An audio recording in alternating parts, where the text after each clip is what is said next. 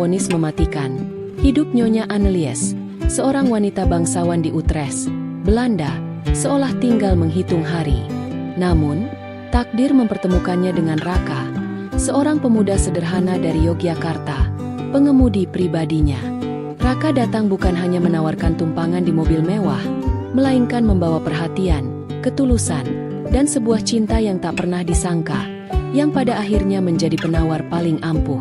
Perhatian dan cinta tulus itu, bagai ramuan paling mujarab, perlahan menembus benteng keputusasaan Nyonya Annelies. Hingga akhirnya, ia mampu melawan badai penyakit yang menggerogotinya. Di tengah hiruk-pikuk kota pelajar, Yogyakarta, di antara hamparan budaya dan senyum ramah yang menyejukkan mata, hiduplah seorang pemuda bernama Raka. Usianya baru menginjak pertengahan 20-an, namun semangatnya untuk meraih mimpi setinggi langit tak pernah padam. Raka adalah sosok pekerja keras, dengan senyum tulus yang selalu terukir di wajahnya, sekalipun peluh membasahi kening. Keahliannya mengemudi sudah tak diragukan lagi. Roda 4 seolah menjadi perpanjangan tangannya, lincah meliuk di antara padatnya jalanan Malioboro yang khas. Namun hatinya merindukan tantangan yang lebih besar, sebuah panggung yang lebih luas untuk membuktikan kemampuannya sekaligus mengubah nasib keluarganya. Eropa, khususnya Belanda, negeri kincir angin dengan kanal-kanal cantiknya, menjadi impian yang kerap ia bisikan dalam doa. Setiap malam, setelah seharian berjibaku dengan kemacetan, Raka tak lelah menjelajahi internet. Matanya awas mencari celah, sebuah kesempatan emas yang mungkin terselip di antara ribuan informasi pekerjaan. Hingga suatu senja, saat rintik hujan mulai membasahi kota, sebuah iklan lowongan pekerjaan menarik perhatiannya. Dicari, pengemudi pribadi untuk keluarga bangsawan di Utrecht, Belanda. Kriteria: pengalaman mengemudi minimal 5 tahun, mampu berbahasa Inggris dasar, jujur, dan bertanggung jawab. Jantung Raka berdebar kencang. Inikah jawaban atas doa-doanya? Tanpa ragu, ia segera menyiapkan segala persyaratan. Curriculum vitae, surat lamaran, bahkan video singkat yang menunjukkan keterampilannya bermanuver di jalanan ia persiapkan dengan saksama. Prosesnya tak mudah. Ada serangkaian wawancara daring yang membuatnya gugup setengah mati. Namun ia lalui dengan keyakinan penuh dan tekad membaja. Minggu-minggu berlalu dalam penantian yang mendebarkan. Setiap dering telepon atau notifikasi email membuat jantungnya serasa melonjak. Hingga suatu pagi, sebuah email dengan subjek penawaran posisi muncul di kotak masuknya. Tangannya gemetar saat membukanya. Dengan gembira kami sampaikan bahwa Anda, Raka Wiratama, diterima untuk posisi pengemudi pribadi Nyonya Annelies van der Hoek di Utrecht. Raka terdiam sesaat, lalu tanpa sadar ia melompat kegirangan. Air mata haru membasahi pipinya. Ia sujud syukur, mengucapkan terima kasih tak terhingga. Mimpi itu kini bukan lagi angan-angan, tapi sebuah kenyataan yang siap ia jemput. Kabar gembira ini ia sampaikan kepada beberapa kerabat dekat yang selama ini mendukungnya. Ada rasa bangga, haru, sekaligus sedikit cemas membayangkan kehidupan baru di negeri orang yang jauh. Dengan bekal tabungan seadanya dan semangat yang membara, Raka mengurus segala keperluannya. Visa, tiket pesawat, dan sedikit oleh-oleh khas Indonesia ia siapkan. Hari keberangkatan pun tiba. Di Bandara Internasional Adi Sucipto, ia memeluk erat kerabatnya, berjanji akan selalu memberi kabar dan tidak akan melupakan tanah kelahirannya. Pesawat akhirnya lepas landas, membawa Raka terbang tinggi, melintasi benua, menuju harapan baru. Belasan jam kemudian, roda pesawat menyentuh landasan Bandara Schiphol, Amsterdam. Udara sejuk Eropa yang berbeda langsung menyergapnya. Raka menarik napas dalam-dalam, berusaha menyerap setiap detail dari pengalaman pertamanya ini. Seseorang dengan papan nama, Raka Wiratama, sudah menunggunya. Setelah perkenalan singkat, ia diantar menuju sebuah kediaman megah di kawasan elit Utrecht. Rumah itu bergaya klasik Eropa, dengan taman yang tertata rapi namun terasa sunyi. Di depan pintu utama yang tinggi, seorang wanita parubaya, dengan rambut pirang sebahu yang tertata elegan, dan mata biru yang teduh, menyambutnya. Itulah Nyonya Annelies van der Hoek. Usianya mungkin sekitar akhir 40-an. Wajahnya cantik meski tersirat gurat kesepian yang mendalam. Ia masih lajang, belum pernah menikah. Kedua orang tuanya telah tiada, mewariskan rumah besar itu padanya, yang kini ia tinggali seorang diri.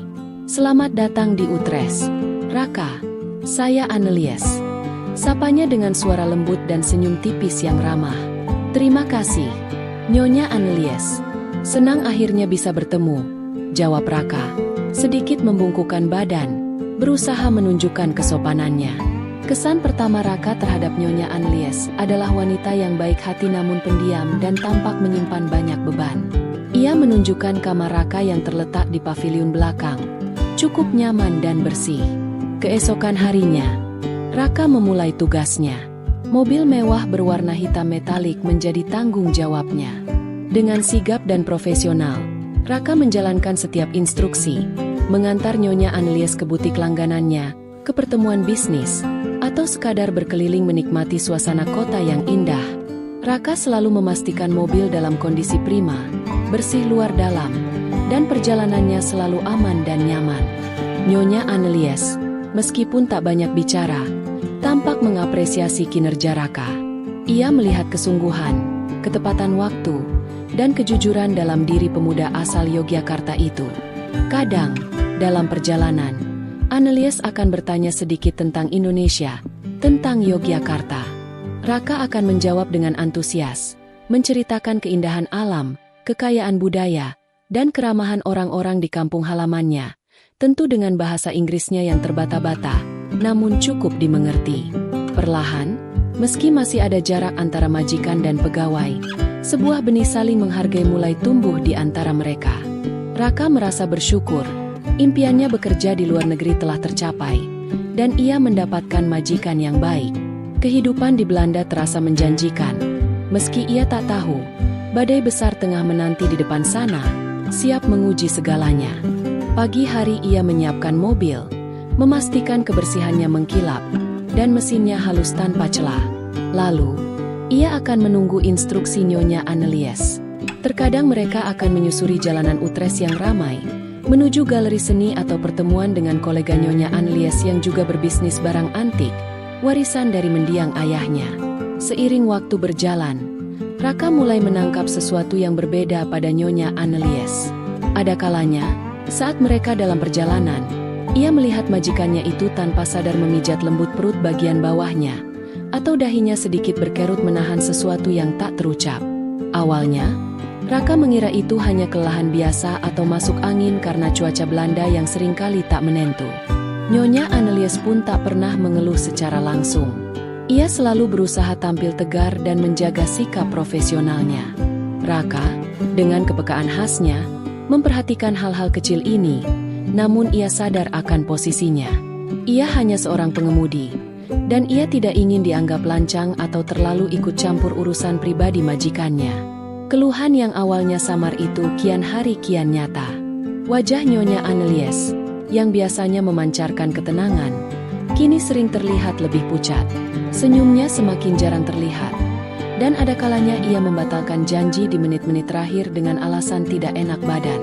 Frekuensi ia memegangi perutnya semakin sering, dan Raka pernah beberapa kali melihatnya meringis pelan saat mengira tidak ada yang memperhatikan.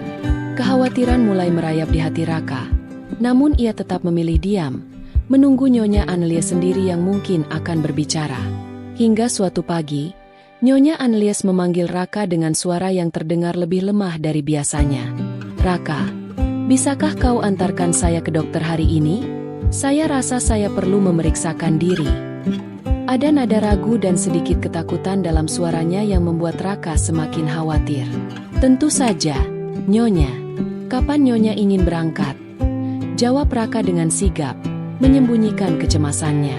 Perjalanan ke klinik terasa berbeda. Keheningan di dalam mobil terasa lebih berat dari biasanya. Nyonya Annelies lebih banyak memandang keluar jendela dengan tatapan kosong. Raka sesekali meliriknya dari cermin spion, melihat raut wajah majikannya yang tegang. Setibanya di klinik, suasana steril dan bau antiseptik yang khas seolah menambah beban di udara. Nyonya Annelies masuk ke ruang pemeriksaan. Sementara Raka menunggu di luar dengan perasaan tak menentu. Waktu terasa berjalan begitu lambat. Setiap detik terasa seperti 1 jam. 1 jam lebih berlalu sebelum pintu ruang pemeriksaan terbuka. Nyonya Annelies keluar dengan langkah gontai. Wajahnya lebih pucat dari sebelumnya dan matanya sembab. Di belakangnya seorang dokter dengan ekspresi serius mengantarnya. Raka segera berdiri. Namun ia tak berani bertanya. Perjalanan pulang adalah kebisuan yang paling menyiksa. Nyonya Annelies hanya menatap lurus ke depan. Air mata mengalir tanpa suara di pipinya. Sesampainya di rumah, Nyonya Annelies langsung masuk ke kamarnya tanpa mengucapkan sepatah kata pun. Pintu kamarnya tertutup rapat. Malam itu, Raka tak bisa tidur nyenyak. Ia terus memikirkan keadaan Nyonya Annelies. Keesokan harinya dan hari-hari berikutnya, Nyonya Annelies berubah total. Ia menjadi bayangan dari dirinya yang dulu. Rumah besar itu terasa semakin sunyi dan dingin. Wajahnya selalu murung, tatapannya kosong, dan ia lebih banyak menghabiskan waktu di kamarnya, seolah menarik diri dari dunia. Raka, yang setiap hari melihat perubahan drastis itu, merasa hatinya teriris. Rasa kasihan yang tulus menyelimuti hatinya. Ia melihat kerapuhan di balik sosok Nyonya Annelies, yang selama ini terlihat tegar dan mandiri. Ia belum tahu apa yang sebenarnya terjadi, diagnosa apa yang telah merenggut keceriaan majikannya. Namun, ia bisa merasakan ada awan gelap yang sangat pekat, menggelayuti kehidupan Nyonya Annelies. Beberapa hari kemudian, saat Raka memberanikan diri bertanya apakah ada yang bisa ia bantu, Nyonya Annelies, dengan suara parau dan mata yang masih menunjukkan sisa tangis, akhirnya berbicara. Dokter bilang, saya terkena kanker ganas, Raka. Kalimat itu diucapkannya dengan susah payah, seolah setiap kata adalah beban berat. Stadiumnya sudah lanjut, kata dokter. Usia saya tidak akan lama lagi, mungkin sekitar 3 bulan saja. Dunia seakan runtuh bagi Raka mendengarnya. 3 bulan? Majikannya yang baik hati, yang telah memberinya kesempatan bekerja di negeri impian, kini divonis dengan hukuman mati yang begitu cepat. Ia syok, tak tahu harus berkata apa. Yang bisa ia lihat hanyalah keputusasaan yang begitu mendalam di mata Nyonya Annelies. Semenjak pengakuan itu, wajah Nyonya Annelies semakin hari, semakin terlihat murung. Cahaya di matanya seolah telah padam sepenuhnya. Ia seperti menunggu hari-harinya berakhir dalam kesendirian dan kesedihan. Raka merasa ada sesuatu yang harus ia lakukan. Ia tak bisa hanya diam melihat majikannya tenggelam dalam keputusasaan. Hatinya menjerit, ingin melakukan sesuatu, apapun, untuk meringankan beban Nyonya Annelies. Melihat Nyonya Annelies terpuruk dalam jurang keputusasaan, hati Raka menjerit. Ia tak bisa hanya berdiri di pinggir, menjadi saksi bisu. Bagaimana seorang wanita yang baik hati harus menyerah pada takdir yang begitu kejam. Dengan keberanian yang dikumpulkannya sekuat tenaga, Raka mendekati kamar Nyonya Annelies suatu pagi. Pintu itu masih tertutup rapat, seolah menjadi benteng antara Nyonya Annelies dan dunia luar. Raka mengetuk pelan. Nyonya Annelies. Panggilnya lembut. Tak ada jawaban. Raka mencoba lagi. Nyonya. Ini Raka. Apakah Nyonya baik-baik saja? Setelah hening beberapa saat, terdengar suara serak dari dalam. Masuklah, Raka. Raka membuka pintu perlahan. Kamar itu temaram. Gorden tebal menghalangi sinar matahari masuk. Nyonya Annelies duduk di tepi ranjang. Matanya bengkak dan tatapannya kosong. Pemandangan itu menyayat hati Raka. Nyonya. Raka memulai dengan hati-hati. Saya tahu mungkin ini bukan saat yang tepat. Dan saya tidak bermaksud lancang. Tapi, jika Nyonya tidak keberatan, bagaimana kalau kita jalan-jalan sebentar, sekadar mencari udara segar? Saya bisa antarkan Nyonya ke tempat yang tenang. Mungkin ke taman atau ke pinggir kanal. Annelies menatap Raka dengan pandangan sayu. Ada keraguan di matanya. Untuk apa, Raka? Semuanya sudah tidak ada artinya lagi. Jangan berkata begitu, Nyonya. Raka menyahut cepat. Nadanya tulus. Kita tidak pernah tahu apa yang akan terjadi. Selama masih ada waktu, bukankah lebih baik kita mengisinya dengan sesuatu yang setidaknya bisa sedikit menenangkan? Saya tidak bisa melakukan banyak hal, tapi saya bisa mengemudi. Saya bisa membawa Nyonya melihat hal-hal indah di luar sana. Ada jeda panjang. Annelies tampak menimbang-nimbang. Mungkin ia melihat ketulusan yang begitu besar di mata pemuda itu. Mungkin ia lelah terus-menerus terkurung dalam kesedihannya. Akhirnya, dengan suara lirih, ia berkata, "Baiklah, Raka, mungkin kau benar." Itulah awal dari sebuah perjalanan baru bagi mereka. Raka tak lagi hanya menjadi pengemudi yang mengantar Nyonya Annelies untuk urusan formal. Setiap hari, jika kondisi Annelies memungkinkan, Raka akan mengajaknya keluar, bukan ke tempat-tempat ramai atau pusat perbelanjaan, melainkan ke sudut-sudut Belanda yang menawarkan ketenangan dan keindahan. Mereka mengunjungi ladang tulip yang membentang seperti permadani warna-warni saat musimnya tiba, menyusuri kanal-kanal kecil yang tenang di desa-desa nelayan, atau sekadar duduk di taman sambil memandang angsa-angsa yang berenang dengan tenang. Raka, dengan gayanya yang sederhana dan apa adanya, berusaha menjadi teman bicara. Ia bercerita tentang masa kecilnya, tentang keluarganya, tentang mimpi-mimpinya di tanah air. Ia tak pernah memaksa Annelies untuk bercerita tentang penyakitnya. Namun ia selalu siap menjadi pendengar yang baik ketika Annelies ingin mencurahkan isi hatinya, yang meski jarang, mulai terjadi sesekali. Suatu hari, mobil kesayangan Nyonya Annelies perlu diservis rutin. Raka menawarkan diri untuk mengurusnya. Nyonya mau ikut? Sekadar melihat-lihat saja, mungkin bisa jadi hiburan baru. Ajak Raka sedikit bercanda. Awalnya Annelies ragu. Bengkel mobil bukanlah tempat yang biasa ia kunjungi. Namun, entah mengapa, ia mengiyakan. Di bengkel, Raka terlihat begitu antusias. Ia berbincang akrab dengan para mekanik, menjelaskan dengan detail apa saja yang perlu diperiksa. Annelies mengamati Raka dari kejauhan. Ia melihat sisi lain dari pemuda itu, seorang yang bersemangat, mengerti betul seluk-beluk mesin, dan begitu telaten. Saat Raka mengajaknya melihat proses ganti oli, menjelaskan dengan sederhana fungsi setiap komponen, Annelies mendapati dirinya tersenyum. Senyum yang lebih lebar dari biasanya. Ada sesuatu yang hangat menyentuh hatinya melihat ketulusan dan dedikasi Raka. Kegiatan yang tampak sepele itu menjadi selingan yang menyegarkan dari bayang-bayang penyakit yang menghantuinya. Kedekatan mereka semakin hari semakin terasa. Annelies mulai merasa lebih nyaman di dekat Raka. Ia merasa aman, dihargai, dan yang terpenting, ia tidak merasa sendirian lagi menghadapi mimpi buruknya. Raka, di sisi lain, merasakan getaran yang berbeda. Rasa kasihan itu perlahan bertransformasi menjadi rasa sayang yang tulus. Sebuah keinginan untuk melindungi dan membahagiakan wanita yang sedang berjuang melawan takdir itu. Tatapan mata mereka kadang bertemu lebih lama. Ada perhatian-perhatian kecil yang tak terucap namun terasa. Menjelang akhir bulan kedua sejak vonis dokter, dalam salah satu perjalanan mereka menikmati matahari terbenam di tepi pantai, Annelies tiba-tiba berbicara dengan suara serak menahan emosi. "Raka," ia memulai. Matanya berkaca-kaca. "Mobil hitam itu adalah peninggalan terakhir dari orang tua saya.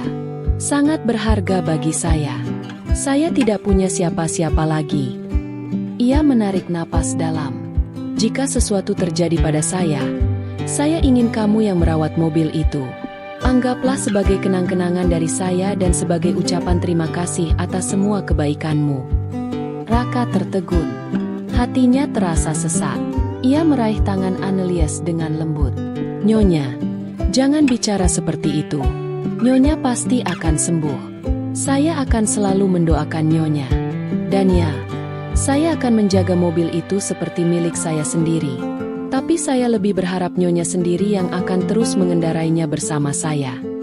Momen itu menjadi titik balik yang lebih dalam. Kepercayaan dan perasaan yang selama ini terpendam akhirnya tak bisa lagi dibendung. Di bawah langit senja yang memerah dengan deburan ombak sebagai saksi, mereka mengakui perasaan masing-masing. Mereka menjadi sepasang kekasih. Annelies yang selama ini hidup dalam kesendirian dan kini dihantui bayang-bayang kematian merasakan kebahagiaan yang tak pernah ia rasakan sebelumnya. Cinta Raka yang tulus menjadi pelita yang menerangi hari-harinya yang kelam. Wajah Annelies kini memancarkan cahaya yang berbeda. Ada harapan, ada semangat, ada cinta yang membuatnya ingin berjuang lebih keras lagi. Senyumnya kini lebih sering terkembang, tulus dan menawan. Ia merasa hidup kembali. 3 bulan sejak vonis dokter itu terasa berlalu begitu cepat sekaligus begitu lambat. Cepat karena hari-hari Annelies kini terisi dengan kebahagiaan dan perhatian tulus dari Raka. Hari penentuan itu akhirnya tiba. Raka menggenggam erat tangan Annelies saat mereka berjalan memasuki klinik yang sama, tempat mimpi buruk itu dimulai. Kali ini suasana terasa berbeda. Ada Raka di sisinya, memberikan kekuatan dan ketenangan. Meski begitu, jantung Annelies berdebar kencang. Begitu pula dengan Raka. Annelies masuk ke ruang pemeriksaan, menjalani serangkaian tes ulang. Raka menunggu di luar. Doa tak henti ia panjatkan dalam hati. Waktu terasa merayap. Setiap detiknya terasa seperti keabadian. Akhirnya, pintu terbuka. Dokter yang sama, yang dulu menyampaikan kabar buruk itu, kini keluar dengan ekspresi yang sulit diartikan. Ia memanggil Annelies dan Raka untuk masuk ke ruangannya. Dokter itu memandang hasil tes di mejanya, lalu menatap Annelies dan Raka bergantian. Ada keheranan yang luar biasa di wajahnya. Nyonya Annelies. Dokter itu memulai dengan nada tak percaya. Saya hampir tidak percaya dengan apa yang saya lihat. Hasil tes terbaru Anda menunjukkan perkembangan yang sangat-sangat luar biasa. Lanjut dokter itu. Matanya berbinar. Sel-sel kanker di tubuh Anda, mereka seperti kehilangan kekuatannya. Jumlahnya berkurang drastis. Ini sungguh di luar nalar medis. Ini seperti sebuah keajaiban. Annelies menutup mulutnya tak percaya. Air mata mulai menggenang di pelupuk matanya. Raka, yang berdiri di sampingnya, merasakan gelombang kelegaan yang luar biasa hingga kakinya terasa lemas. Maksud dokter? Tanya Annelies dengan suara bergetar. Maksud saya, Nyonya Annelies, kondisi Anda membaik secara signifikan. Sangat signifikan. Saya belum pernah melihat perkembangan sepesat ini pada kasus stadium lanjut seperti Anda. Faktor semangat hidup, kebahagiaan, dan dukungan emosional yang kuat jelas memainkan peran yang sangat besar di sini. Meskipun ini adalah anomali yang menakjubkan, kita akan teruskan pengobatan dan pantau perkembangannya. Tapi hari ini, saya bisa katakan ada harapan besar untuk kesembuhan total. Air mata kebahagiaan mengalir deras di pipi Annelies. Ia memeluk Raka erat-erat. Isak tangis kebahagiaan tak terbendung. Raka pun tak kuasa menahan haru, membalas pelukan Annelies, mengucapkan syukur berkali-kali dalam hatinya. Keajaiban itu nyata. Cinta dan harapan telah membuka jalan bagi sesuatu yang mustahil. Beberapa bulan kemudian, setelah serangkaian pemeriksaan akhir, dokter akhirnya menyatakan bahwa Nyonya Annelies telah sembuh total dari kanker ganasnya. Seluruh sel kanker telah lenyap dari tubuhnya. Kebahagiaan mereka tak terkira. Di sebuah taman bunga yang indah di Keukenhof, Raka berlutut di hadapan Annelies. Dengan cincin sederhana namun penuh makna di tangannya, ia berkata, Annelies van der Hoek, engkau adalah keajaiban dalam hidupku. Engkau telah mengajariku arti cinta sejati dan kekuatan harapan. Maukah kau menikah denganku dan melanjutkan perjalanan ajaib ini bersamaku selamanya? Dengan air mata bahagia yang kembali membasahi pipinya, Annelies mengangguk mantap. Ya, Raka Wiratama, aku mau. Pernikahan mereka dilangsungkan secara sederhana, namun hikmat di sebuah kapal kecil di Kanal Utrecht, dihadiri beberapa teman dekat. Tak ada pesta mewah, namun kebahagiaan yang terpancar dari kedua mempelai jauh lebih berharga dari apapun. Raka, pemuda sederhana dari Yogyakarta, kini telah menjadi suami dari wanita yang pernah menjadi majikannya. Wanita yang ia cintai dengan segenap jiwa, wanita yang bersamanya ia saksikan keajaiban Tuhan. Rumah besar Annelies tak lagi terasa sunyi. Beberapa tahun kemudian, tawa riang 2 orang anak, seorang laki-laki dan seorang perempuan, Buah cinta Raka dan Annelies mengisi setiap sudut rumah. Pembelajaran dari kisah ini, semangat hidup. Suara hujan yang membasahi jendela malam itu seolah menjadi saksi bisu. Di dalam kamar kos yang sempit, Ardi bergumul dengan sebuah rahasia. Ia mencintai wanita yang seharusnya tak ia cintai. Pemilik kosnya sendiri, Bunda Lia. Setiap sentuhan, setiap tatapan adalah sebuah pertaruhan. Bisakah Ardi menahan gejolak hatinya demi masa depan yang lebih baik? Atau akankah ia terjebak dalam jaring perasaan yang akan membawa keduanya pada kehancuran? Di tengah hiruk-pikuk kota harapan, terkualah sebuah kisah tak terduga dari balik pintu sebuah pondok indekos sederhana bernama Pondok Anggrek. Seorang pemuda bernama Ardi, dengan paras menawan namun berasal dari keluarga sederhana, datang membawa segenggam asa untuk menempuh pendidikan di kota metropolitan. Ia sama sekali tidak menyangka bahwa langkah awalnya memasuki babak baru kehidupan justru akan menyeretnya ke dalam pusaran emosi yang tak terungkapkan. Ardi, yang awalnya hanya bertekad bulat untuk mengejar ilmu, justru menemukan dirinya terseret dalam jalinan perasaan yang rumit dan penuh dilema. Namun, siapa sangka, Pondok Anggrek yang tampak biasa itu menyimpan berbagai rahasia. Di balik keramahan dan senyum hangat Bunda Lia, seorang janda muda yang penuh perhatian, tersimpan benih-benih perasaan yang kelak akan menyeret mereka berdua ke dalam cerita yang sulit mereka kendalikan. Ardi tak menyadari bahwa keputusan pertamanya menginjakan kaki di kota harapan akan mengubah segalanya. Ia baru saja memulai perjalanan studinya sebagai mahasiswa baru di Universitas Harapan Bangsa. Dengan kondisi finansial yang terbatas, Ardi harus mencari pondok indekos yang terjangkau, dan pilihannya akhirnya jatuh pada Pondok Anggrek yang terletak di area cukup strategis, tak jauh dari kampus. Setelah menempuh perjalanan panjang, Ardi tiba di depan sebuah rumah indekos yang tampak bersahaja. Ukurannya tidak terlalu besar, namun cukup nyaman untuk seorang mahasiswa seperti dirinya. Sebuah plang kecil bertuliskan, Pondok Anggrek khusus mahasiswa karyawan, terpampang di gerbangnya. Di dalam, beberapa penghuni indekos terlihat sibuk dengan aktivitas masing-masing. Namun suasana tenang menyambut kedatangan Ardi. Setelah mengetuk pintu, Ardi disambut oleh seorang wanita muda yang ia duga adalah pemilik pondok. Ia tampak lebih muda dari perkiraan Ardi. Namanya Bunda Lia, seorang janda muda yang usianya tak terpaut terlalu jauh darinya. Wajahnya terlihat teduh dengan senyuman ramah, meskipun sorot matanya menyiratkan sedikit kesedihan. "Selamat datang, Nak. Kamu mahasiswa baru, ya?" Bunda Lia menyambut Ardi dengan suara lembut. Ardi mengangguk canggung. "Iya, Bunda. Saya baru saja sampai. Saya mencari indekos yang dekat dengan kampus." Bunda Lia tersenyum dan mempersilakan Ardi masuk. "Pondok ini memang cocok untuk mahasiswa. Ayo, saya tunjukkan kamar yang masih kosong." Ardi mengikuti Bunda Lia masuk, merasakan kehangatan di dalam rumah indekos tersebut. Meskipun sederhana, setiap sudutnya terasa tertata dengan penuh perhatian. Bunda Lia membawa Ardi menuju sebuah kamar kecil yang sudah dibersihkan dan terasa nyaman. Kamar itu cukup lapang untuk seorang mahasiswa, dengan jendela menghadap ke taman belakang. "Ini kamar yang kosong. Harganya juga cukup terjangkau. Sesuai dengan yang kamu cari, kan?" Bunda Lia berkata sambil tersenyum. Matanya yang tajam memperhatikan Ardi, seolah ingin menggali lebih banyak tentang pemuda yang baru datang ini. Ardi merasa sedikit kikuk, tapi ia berusaha bersikap santai. "Iya, Bunda, ini sudah cukup bagus. Saya ambil ini saja." Bunda Lia mengangguk, lalu menyerahkan kunci kamar kepada Ardi. "Selamat tinggal di sini. Jangan ragu kalau butuh apa-apa. Nanti saya beritahu semua aturan pondok." Ardi tersenyum lega, merasa bahwa langkah pertamanya menuju kehidupan di kota harapan berjalan lancar.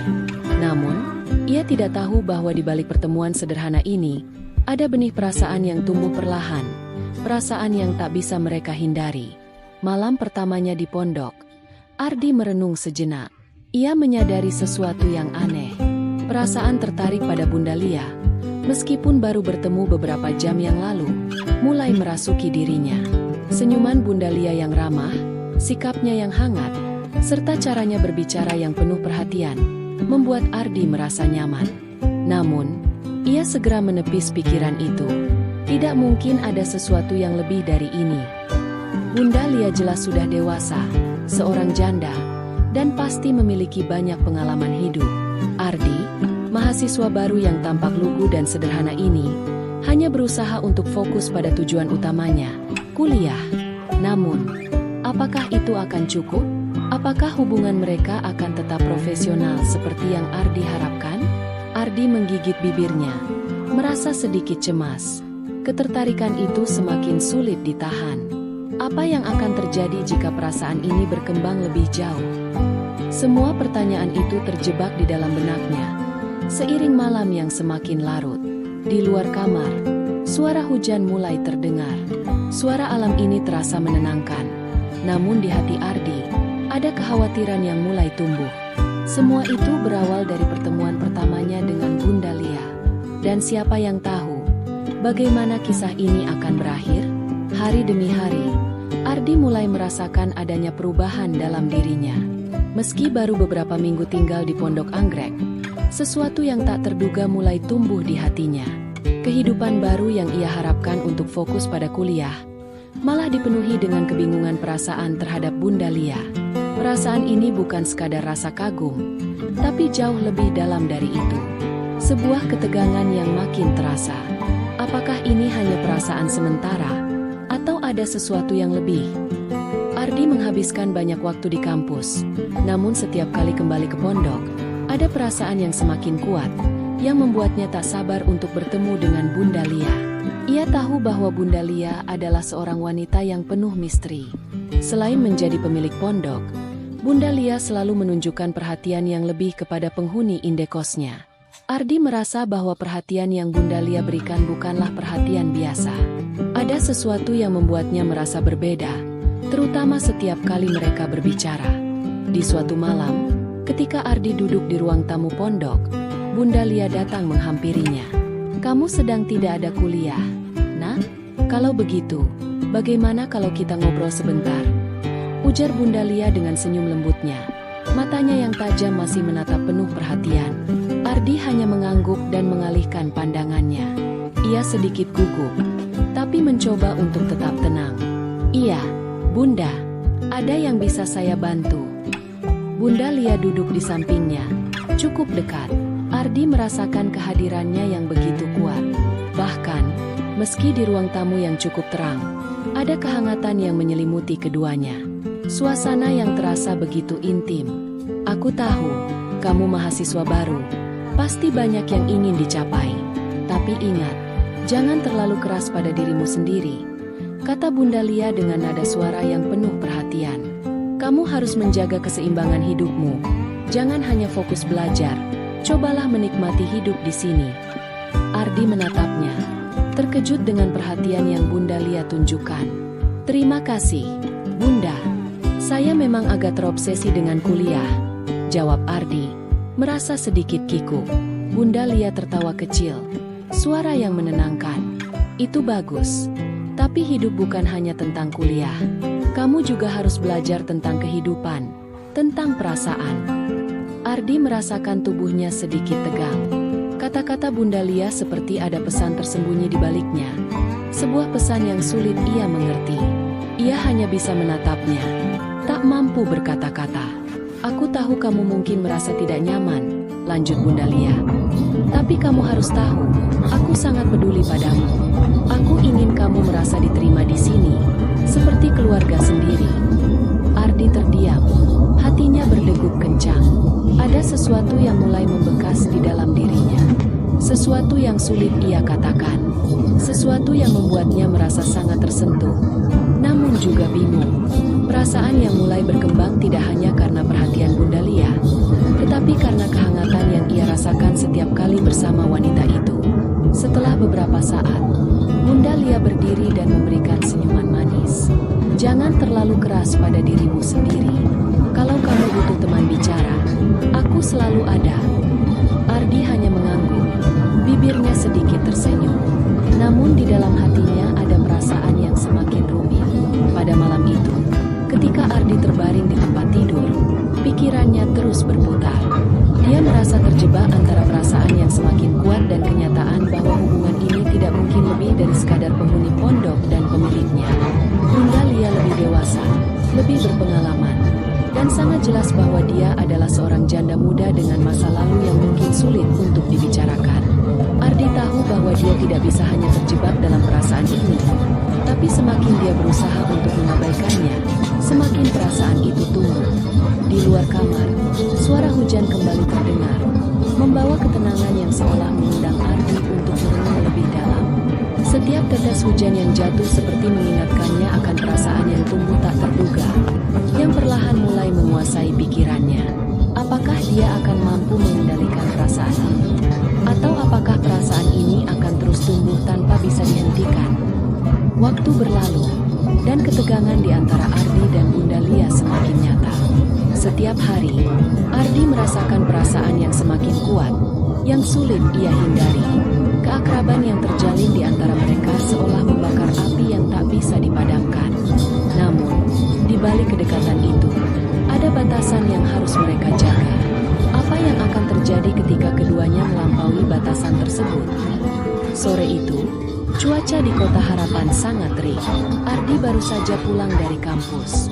Dan seperti biasa, ia langsung menuju ruang tamu pondok. Ia merasa sedikit lelah, tetapi masih ada sesuatu yang membuatnya tak sabar untuk melihat Bunda Lia. Perasaan itu sudah sangat mendalam, dan dia merasa rindu setiap kali Bunda Lia tidak ada di dekatnya. Ketika ia memasuki ruang tamu, ia mendapati Bunda Lia sedang duduk di sana, seperti menunggu kedatangannya. "Selamat sore, Nak. Capek kuliah?" Bunda Lia menyapanya dengan suara lembut. Ardi tersenyum canggung, tetapi hatinya terasa berdebar. "Iya, Bunda, agak capek, tapi bisa tahan." Bunda Lia tersenyum, lalu berdiri dan mendekat. "Duduklah, istirahat sebentar. Nanti saya buatkan teh hangat." Ardi merasa ragu, tetapi ia tak bisa menolak ajakan itu. Dia duduk di dekat Bunda Lia, dan beberapa detik kemudian, Bunda Lia membawa secangkir teh hangat untuknya. "Ini untuk kamu, Nak. Aku tahu kamu butuh istirahat. Kadang pelajaran itu bisa membuatmu stres." Ardi mengambil cangkir tersebut, namun ia merasa canggung. Semakin dekat dengan Bunda Lia, semakin ia merasa ada yang tak biasa.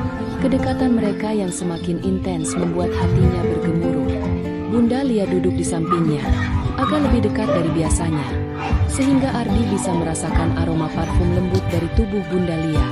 "Apa kamu tidak merasa sendiri, Nah? Di sini, jauh dari orang tua? Aku tahu, terkadang perasaan itu datang tanpa kita sadari," kata Bunda Lia dengan suara yang lebih rendah, lebih mesra. Ardi hanya bisa diam, karena kata-kata itu seperti menggetarkan seluruh tubuhnya. Ia merasa bingung, namun sekaligus ada rasa nyaman yang membuatnya terhanyut dalam percakapan itu. "Bunda, saya..." Ardi ingin berkata sesuatu, namun perkataannya terhenti begitu saja. Matanya bertemu dengan mata Bunda Lia, dan tiba-tiba ada ketegangan yang terasa di antara mereka. Kedekatan mereka semakin terasa, lebih dari sekadar penghuni pondok dan pemiliknya.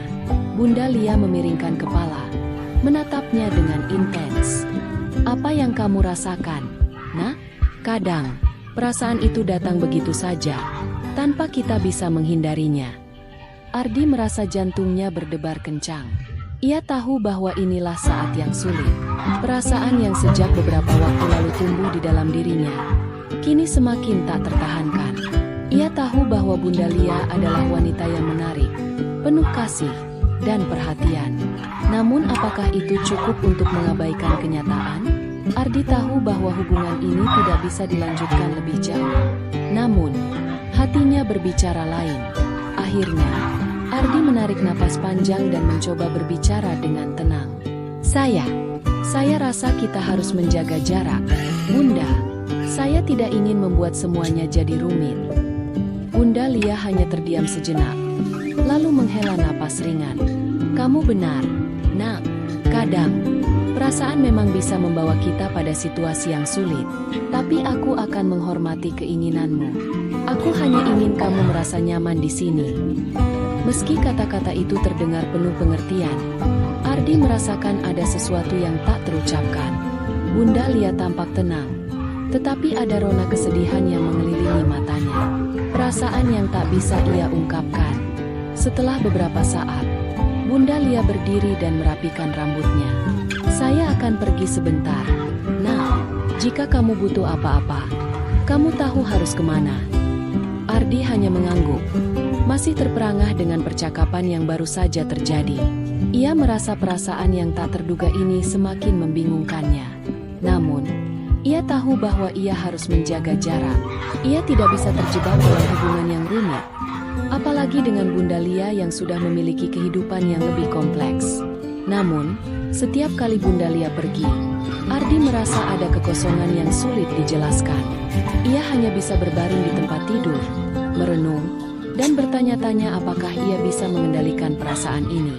Setiap detik berlalu, perasaan itu semakin dalam, dan ia semakin sulit untuk melepaskannya. Di luar, hujan mulai turun, seperti menyelimuti pikiran Ardi yang semakin bimbang.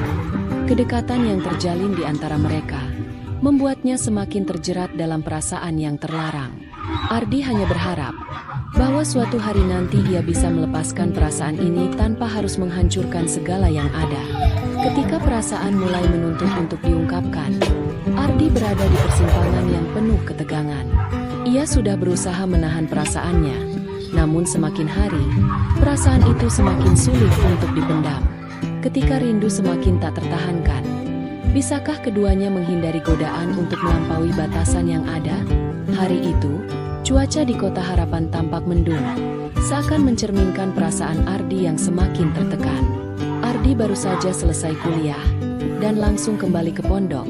Hatinya penuh dengan kebimbangan. Setiap kali melihat Bunda Lia, perasaan itu semakin kuat. Ia tahu bahwa mereka berada dalam situasi yang berbahaya. Namun perasaan itu tak bisa dihentikan begitu saja. Ardi tiba di pondok, dan seperti biasa, Bunda Lia sudah ada di ruang tamu. Namun, kali ini ada yang berbeda. Bunda Lia tampak lebih cantik dari biasanya, dengan gaun sederhana yang menambah pesonanya. Ardi menahan napas, tak bisa mengalihkan pandangannya. Bunda Lia menoleh dan tersenyum lembut. "Selamat sore, Nak. Sepertinya kamu tampak lelah ya?" Ardi hanya bisa tersenyum canggung. "Iya Bunda, banyak tugas, tapi saya akan baik-baik saja." Bunda Lia berdiri dan mendekat. "Kalau begitu duduklah, aku buatkan sesuatu untukmu," katanya. Suara lembutnya seolah menggoda. Ardi hanya mengikuti, meskipun ada perasaan aneh yang menggelitik di dalam hatinya. Saat Bunda Lia membuatkan minuman untuknya, Ardi duduk diam di kursi, menatapnya dengan penuh rasa ingin tahu, sekaligus kebingungan. "Bunda, saya..." Ardi membuka mulutnya, tapi kata-katanya terhenti. Rasa cemas membuatnya tak bisa melanjutkan kalimatnya. Bunda Lia meletakkan secangkir teh di meja di depan Ardi, dan duduk di sebelahnya. "Ada yang ingin kamu katakan, Nak?" Ardi menatap wajahnya, merasa perasaan itu kembali muncul dengan kuat. Saya mulai merasa lebih dari sekadar kagum pada Bunda. Perasaan saya lebih kuat dari itu. Tapi, saya tahu kita tak bisa melanjutkan ini, Bunda. Itu salah, kan?" Bunda Lia terdiam beberapa detik. Keheningan itu membuat Ardi merasa cemas. "Nah, perasaan itu memang bisa datang tanpa kita rencanakan. Tapi, kita harus hati-hati. Terkadang, perasaan itu bukanlah sesuatu yang bisa kita kendalikan begitu saja," katanya. Suaranya lembut, namun penuh makna. Ardi merasa hatinya semakin berat. "Tapi, saya tidak bisa menahan perasaan ini, Bunda. Setiap kali saya dekat dengan Bunda, rasanya ada yang membuat saya ingin lebih. Tapi, saya tahu ini salah." Bunda Lia mendekat lebih lagi. Tubuh mereka hampir bersentuhan. Terkadang, yang kita anggap salah, justru bisa jadi sesuatu yang indah. Tapi, kita harus bijak. Jangan biarkan perasaan ini membawa kita ke jalan yang salah. Ardi terdiam. Otaknya seakan berpacu dengan perasaannya. Ia tahu bahwa apa yang ia rasakan bukanlah sesuatu yang bisa ia sembunyikan selamanya. Meskipun begitu, ia juga tahu bahwa apa yang mereka pikirkan dan rasakan adalah sesuatu yang sangat terlarang. Namun, Bunda Lia menatapnya dengan begitu intens, membuat jantungnya berdegup lebih cepat. "Apa yang akan kamu lakukan sekarang, nak?" tanya Bunda Lia dengan lembut, seolah memuji dirinya sendiri. Ardi merasa terperangkap. "Saya ingin berhenti merasakannya, Bunda. Tapi, semakin saya berusaha, semakin saya ingin dekat dengan Bunda," jawabnya. Nada suaranya penuh kebingungan dan kerinduan. Bunda Lia tersenyum, lalu meraih tangan Ardi. "Kita tak bisa memaksa perasaan kita, tapi kita bisa memilih bagaimana menghadapinya," katanya dengan nada yang lebih dalam, lebih penuh makna. Ardi bisa merasakan sentuhan hangat tangan Bunda Lia yang memegang tangannya. Ada ketegangan yang begitu nyata di antara mereka. Namun ada juga rasa kenyamanan yang sulit dijelaskan. Bunda Lia kemudian menatapnya, memegang dagunya dengan lembut. "Jika kamu merasa rindu, kamu tidak perlu menahannya, nak. Kadang, perasaan itu hanya perlu untuk diakui," kata Bunda Lia. Suaranya seperti menghipnotis Ardi. Saat itu, Ardi merasa dunia seperti berhenti sejenak. Semua perasaan yang selama ini ia pendam, kini seperti keluar begitu saja. Ia merasa bingung, terombang-ambing antara keinginan dan kenyataan yang harus ia hadapi. Namun, ada satu hal yang pasti, ia tak bisa melawan perasaan ini lagi. Setelah beberapa detik keheningan, Bunda Lia perlahan memeluk Ardi dengan penuh kasih sayang. Pelukan itu terasa begitu hangat dan intim, seakan melepaskan semua keraguan yang ada. Ardi menutup matanya, menikmati momen itu meski ia tahu perasaan ini bisa membawa mereka pada jalan yang gelap. Sebuah pelukan hangat itu menggambarkan perasaan yang tak terucapkan, dan Ardi merasa dirinya tenggelam dalam kebingungannya. Kemudian, Bunda Lia menarik pelukannya sedikit, tapi tetap menjaga kedekatan mereka. Dengan lembut, ia mencium pipi Ardi, gestur yang penuh perhatian dan kasih sayang. Momen itu membuat Ardi terdiam, dan seketika, dunia terasa begitu nyata bagi keduanya. "Aku tahu kamu merasa bingung, nak, tapi kita harus hati-hati," kata Bunda Lia sambil menatapnya dalam-dalam. Ardi hanya mengangguk, bibirnya terkatup rapat, sementara perasaannya semakin tak terarah.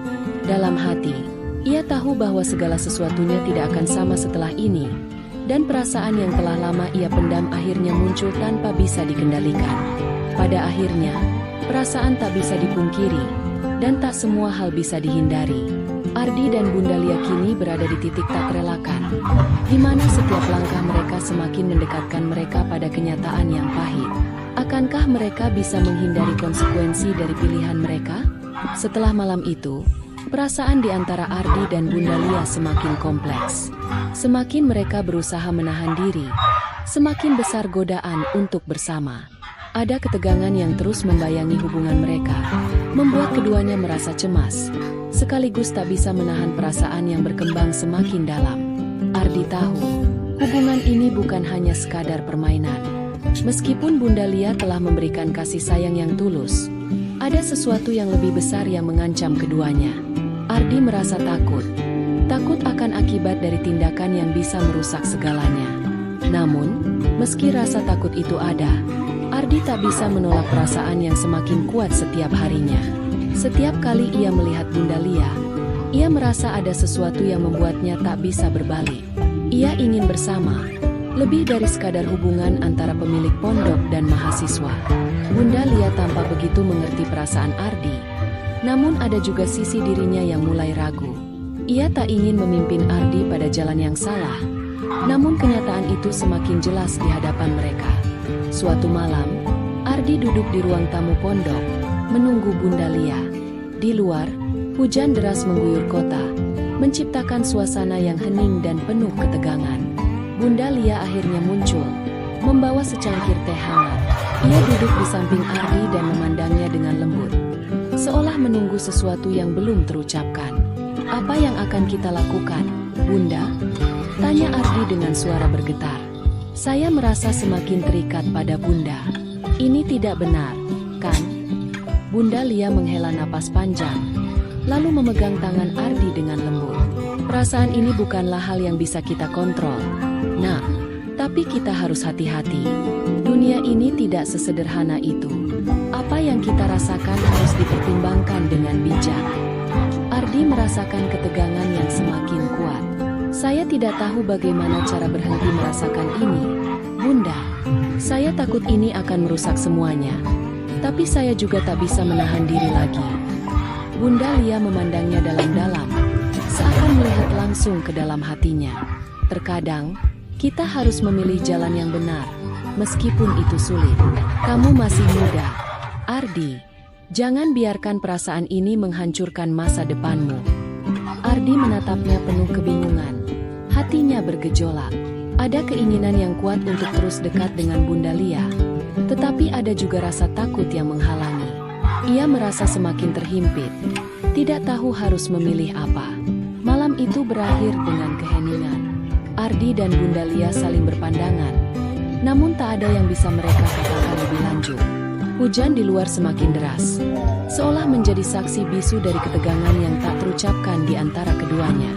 Mereka tahu bahwa hubungan ini tak bisa berlanjut tanpa konsekuensi. Namun perasaan itu begitu kuat, begitu tak terhindarkan. Di tengah kebingungannya, Ardi akhirnya berdiri, menghadap Bunda Lia yang masih duduk di kursi. Terima kasih, Bunda, untuk semuanya. Tapi saya harus pergi dari sini. Saya harus jauh dari Bunda, agar bisa melupakan semuanya. Bunda Lia hanya mengangguk. Air mata mulai mengalir di pipinya. Aku mengerti. Nah, aku akan selalu mendukungmu. Meskipun ini bukanlah jalan yang mudah. Kamu punya masa depan yang lebih baik. Jangan biarkan perasaan ini merusaknya.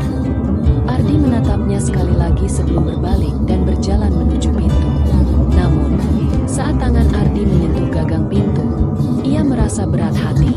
Ia tak ingin pergi, namun dia tahu bahwa keputusan itu adalah yang terbaik. Malam itu, Ardi keluar dari pondok, meninggalkan Bunda Lia dengan perasaan yang saling menghantui. Mereka berdua tahu bahwa hubungan ini tak bisa berlanjut. Namun, kenangan itu akan selalu ada di dalam hati